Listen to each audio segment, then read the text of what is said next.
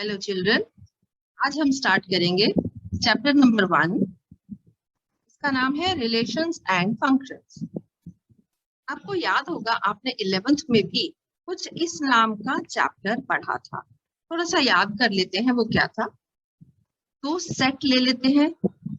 एक सेट है, मान लीजिए ए बी, और मान लीजिए दूसरा सेट है बी जिसके एलिमेंट्स हैं 0 1 ओके 2। हम रिलेशन लिखते थे, कैसे लिखते थे? As a set of all elements. Elements कैसे थे? Ordered pairs. अब हम ए नहीं लिख पाएंगे, एक्स एंड वाई के ऑर्डर्ड पेयर्स कैसे हैं? Such that X belongs to the first set A, Y belongs to the second set B. और ऐसे में हम ये रिलेशन बेटा डिफाइन करते हैं from the set A to the set B. ठीक है, तो ये हमें थोड़ा सा ध्यान रखना होगा। तो फ्रॉम ए टू बी, तो पहला एलिमेंट ए का ही माना जाएगा और दूसरा एलिमेंट बी का माना जाएगा। ठीक है, और साथ में हम कोई कंडीशन लगा सकते हैं, नहीं भी लगाई तो सारे के सारे एलिमेंट्स इस सेट आर में आ जाएंगे। ये सेट आर क्या है? ये एक रिलेशन बनाएगा बिटवीन ए एंड बी। ठीक है, तो हम अगर लिखना चाहें पूरा सेट क्या बनेगा, तो देखिए क्या लिखेंगे। पहला एलिमेंट ए, उसके साथ हम दूसरा एलिमेंट 0 ले लें, फिर ए के साथ 1 का भी तो ऑर्डर्ड पेयर बनेगा और ए के साथ 2 का भी ऑर्डर्ड पेयर बनेगा। ठीक है, इसी तरह अब हम सेकंड एलिमेंट ए का ले लें बी, तो बिल्कुल ठीक बता रहे हो आप, 0 बी के साथ, शाबाश 1 एंड बी के साथ 2। Very good. तो सेट कंप्लीट करना है, ब्रैकेट्स सारे लगा देंगे, वो ध्यान रखिए। तो ये तो हो गया एक ऐसा रिलेशन जिसमें हमने सारे के सारे एलिमेंट्स को कवर अप कर लिया। ठीक है, अब हम इसके थोड़े छोटे सबसेट्स भी तो बना सकते हैं, तो वो कुछ खास रिलेशंस हो जाएंगे। ठीक है, अब उन सबसेट्स में क्या हो सकता है कि फर्स्ट एलिमेंट ए का ले लें और दूसरे में से हम प्राइम ले लें। मान लो हम ले लें a relation R1 from A to B, और बी में से हमें चाहिए क्या? केवल प्राइम नंबर। ठीक है, तो हम क्या लिखेंगे फिर? देन R1 में कौन से एलिमेंट्स हो जाएंगे? क्या ये पहला एलिमेंट होगा? बिल्कुल भी नहीं, क्योंकि बी में से प्राइम नंबर चाहिए और बी में से प्राइम नंबर हमें क्या दिख रहा है? सिर्फ 2। ठीक है, तो ये एलिमेंट नहीं आएगा, ये नहीं आएगा, ये आ जाएगा। फर्स्ट सेट पर कोई कंडीशन नहीं लगी है अभी, इसी तरह ये नहीं आएगा और ये आ जाएगा। तो फिर हमारे R1 में क्या एलिमेंट्स आएंगे? सिर्फ A, 2 एंड B, 2। ठीक है गर्ल्स, समझ आ गया आपको सबको? तो हम इस तरह से कोई भी और सबसेट इस बड़े वाले रिलेशन का बना सकते हैं। ठीक है, सपोज हम एक रिलेशन ऐसा ले लें, अब की बार वो रिलेशन हो जाएगा, सपोज एक R2 ले लेते हैं, कोई भी रिलेशन हो सकता है ये, और ये है सारे elements A, B where A and B belong to 12th of our school। ठीक है, लेकिन फिर कुछ खास बात क्या लिखें? A and B have birthdays in the same month। ठीक है हाँ, कोई तो एग्जाम्पल ले लेना है। तो A and B have birthdays in the same month। अब ऑब्वियसली सब बच्चे तो सबके साथ नहीं ना इसमें रिलेशन में आएंगे। ठीक है, तो इसका मतलब सपोज हम ले लेते हैं कि कोई बच्चा है गुड़िया, और सपोज हम ले लेते हैं कोई बच्चा है पिंकी। अगर उन दोनों का बर्थडे जनवरी में आ रहा है या फरवरी में आ रहा है, हमने उनका ऑर्डर पेयर बना दिया। इसमें सिर्फ सेम मंथ लिखा है, कौन सा मंथ है वो नहीं है। तो सपोज इनका बर्थडे जनवरी में आता है, फिर सपोज कोई 2 बच्चे हैं जिनका मंथ अगस्त है सेम। आप में से कोई है तो बता दो।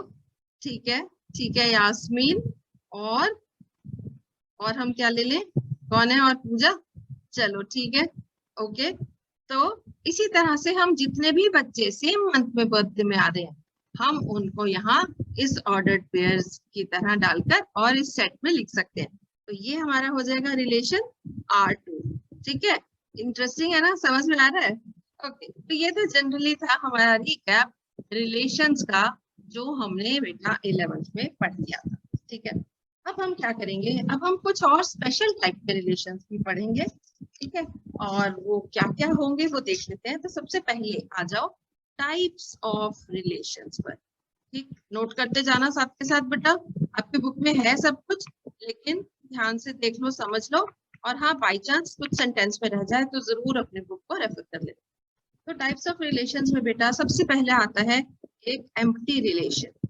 ठीक, जैसे एम्प्टी सेट पढ़ा था आपने। ठीक है, तो एम्प्टी रिलेशन क्या हो जाएगा, बिल्कुल ठीक गेस कर रहे हो आप, ऐसा कोई रिलेशन जिसके अंदर कोई भी एलिमेंट ना हो। ठीक है, so if no element of A, if no element of A, तो हम यहाँ मान लेते हैं सपोज एक रिलेशन हमें दिया हुआ है फ्रॉम ए टू ए, वो भी तो पॉसिबल है अगर हम एक ही सेट ले रहे हैं जैसा हमने यहाँ पर लिया था, कौन सा, A and B are both from 12th F। ठीक है, तो हमने सेम सेट लिया ना, तो अलग सेट नहीं लिया। तो इसी तरह हमने एक रिलेशन ले लिया फ्रॉम ए टू ए। ठीक है, अब no element of A is related to any element of A। ठीक है, इसका क्या मतलब है, R में कौन कौन से एलिमेंट्स हैं, सिर्फ एम्प्टी सेट है, उसके अंदर कोई है ही नहीं एलिमेंट, जब कोई आपस में रिलेटेड ही नहीं है। ठीक है, और ये क्या है, ये सबसेट है A क्रॉस A का। ये A क्रॉस A हमें पता है कैसे लिखते हैं, अभी याद किया था। ठीक है, और आपको पता है empty set is a subset of every set. ठीक है, तो प्लीज इसको ध्यान रखिए, बहुत ज्यादा टेक्निकल नहीं है, पर हाँ आपको ध्यान तो रखना ही है। ठीक है, ओके। सेकंड हमने पढ़ा था जैसे पहले एक यूनिवर्सल सेट, अभी हम पढ़ लेंगे एक यूनिवर्सल रिलेशन। ठीक है, अब कोई गैस करेगा यूनिवर्सल रिलेशन क्या है। यहाँ फिर से हमारे पास एक रिलेशन आर है, वो सेट ए से शुरू होता है और ए में ही जाता है, मतलब एक ही एलिमेंट्स लेने हैं ऑर्डर पेयर में दोनों जगह। ठीक है, तो ये क्या होगा, हाँ बिल्कुल ठीक बता रहे हो, इफ एवरी एलिमेंट यूनिवर्सल है ना, तो ये सब एलिमेंट्स पे लागू होना चाहिए। Every element of A is related to every element of A. ठीक है, इसका क्या मतलब हो गया, that is R is equal to पूरा का पूरा ए क्रॉस ए, पूरा का पूरा ये रिलेशन जो है, ये ऑर्डर्ड पेयर्स जो है कार्टेशियन प्रोडक्ट के इक्वल आ गए। ठीक है, तो ये हमारे दो डेफिनेशंस हैं जिनको हमें ध्यान रखना है। एक बात और नोट कर लीजिए इन दोनों को, क्योंकि ये बहुत सिंपल और ऑब्वियस रिलेशंस है और आपको मिल ही जाएंगे कहीं ना कहीं। ट्रिवियल रिलेशंस इनको कहते हैं, बिल्कुल बेसिक रिलेशंस है। जैसे फैक्टर्स में वन और वो नंबर होता है, जैसे सेट में बेसिक मतलब एम्प्टी सेट और वो पूरा का पूरा सेट अपने सबसेट्स में आती है, बिल्कुल उसी तरह से ये दोनों रिलेशंस जो है ट्रिवियल रिलेशंस की तरह से आ जाएंगे। अब एक बहुत इंपॉर्टेंट टाइप ऑफ रिलेशंस है बेटा, सबसे ज्यादा इंपॉर्टेंट है, और वो है इक्विवेलेंस रिलेशन। ठीक है, इक्विवेलेंस रिलेशंस। अब इक्विवेलेंस रिलेशन के लिए हमें और कुछ टाइप पढ़ने होंगे, उसमें ए पार्ट हम पढ़ेंगे रिफ्लेक्सिव रिलेशंस, एक एक करके इनको देखते जाएंगे क्या है। बी हम इनके बारे में पढ़ेंगे सिमेट्रिक रिलेशंस, और सी पार्ट हम पढ़ेंगे बेटा ट्रांजिटिव रिलेशंस। ठीक है, तो इन पर हम और आगे आते हैं, ध्यान से देखेंगे समझेंगे, because this is really very very very important. ठीक, अब ये थोड़ा सा तो हमने देख ही लिया कि कौन सा एलिमेंट कहाँ पर और कैसे, ऊपर वाले सेट्स में से देख लिया। अब रिफ्लेक्सिव एलिमेंट वो होता है अगर कोई ऑर्डर्ड पेयर है एक रिलेशन में ए कॉमा ए, तो वो हर एलिमेंट के लिए ट्रू होगा for every a belonging to A. ठीक है, जो भी एलिमेंट ए में है ये स्मॉल ए, अगर हर एलिमेंट इस रिलेशन आर में है तो ए के साथ अपना ही ऑर्डर्ड पेयर बनना चाहिए, तो हम उसको कहेंगे रिफ्लेक्सिव। ठीक है, अपनी ही रिफ्लेक्शन जैसे देखते हैं मान लीजिए, उसी तरह से आप इसको याद कर सकते हैं। अब सिमेट्री क्या होती है? जो चीज आगे को जा रही है वही वापिस आएगी, ठीक है। जैसे ए एंड बी ये ऑर्डर पेयर, अगर ए इस रिलेशन में है तो इसका मतलब होना चाहिए एंड वापिस डबल एरो। इसका मतलब आगे क्या, इसको वापस रिवर्स करें, B comma A belongs to R, ठीक है। ये डबल एरो है, इसका ध्यान रखना कि अगर बी कॉमा ए आर में है उसका मतलब होना चाहिए a comma b belongs to R. Examples करेंगे आपको और अच्छे से समझ आएगा। This is again for all elements a and b belonging to capital A, ठीक है। ऑर्डर्ड पेयर आर में बिलोंग करता है बेटा, एलिमेंट्स ए और बी अलग अलग हमारे सेट में बिलोंग करेंगे। कंफ्यूज नहीं होना, ध्यान रखना है इस बात का, ठीक है। और अब ट्रांजिटिव, इसका क्या मतलब होता है? ट्रांजिटिव होता है अगर ए एंड बी और दूसरा ऑर्डर्ड पेयर है बी सी, ये देख रहे हो बी कॉमन है, ये जानबूझ के सेम लिखा है, ये ऐसे ही नहीं है, रैंडमली नहीं लिखा। तो ए बी और बी सी अगर आर में है, इसका मतलब होता है ए सी वाला जो ऑर्डर्ड पेयर है वो भी रिलेशन वाले सेट में होगा। This is for all A, B and C belonging to A, ठीक है। एलिमेंट्स अलग अलग A में बिलोंग करेंगे, लेकिन ऑर्डर्ड पेयर्स कहाँ बिलोंग करते हैं बेटा? R में बिलोंग करते हैं, ठीक। क्या ये बात क्लियर है? अब तक की इतनी डेफिनेशंस क्या सबको क्लियर हो गई? हाँ, तो ठीक है। अब वो असली वाली डेफिनेशन जो हम लिख रहे थे, तो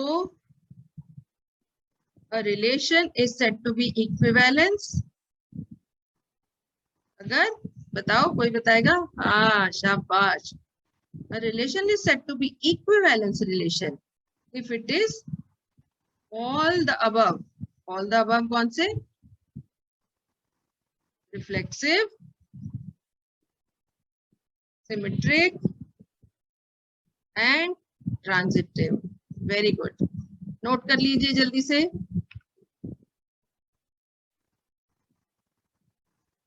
इक्विवेलेंस रिलेशन के लिए हमें ये तीनों चीजें चेक करनी पड़ेंगी बेटा। अगर इन तीनों में से एक भी सेटिस्फाई नहीं होती तो फिर हम ये नहीं कह सकते कि ये रिलेशन इक्विवेलेंस रिलेशन है।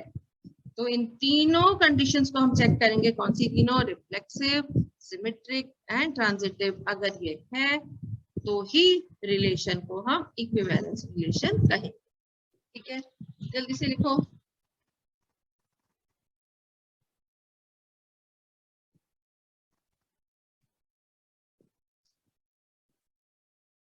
चलो एक्सरसाइज देख लेते हैं बेटा। छोटे छोटे क्वेश्चंस हैं, सबके साथ करेंगे तो मुझे लगता है आपकी अंडरस्टैंडिंग थोड़ी सी बेटर हो जाएगी। एक्सरसाइज आ गई 1.1, ठीक। इसका क्वेश्चन नंबर 1 ध्यान से अपनी बुक्स में देख लीजिए बेटा, चेक कीजिए।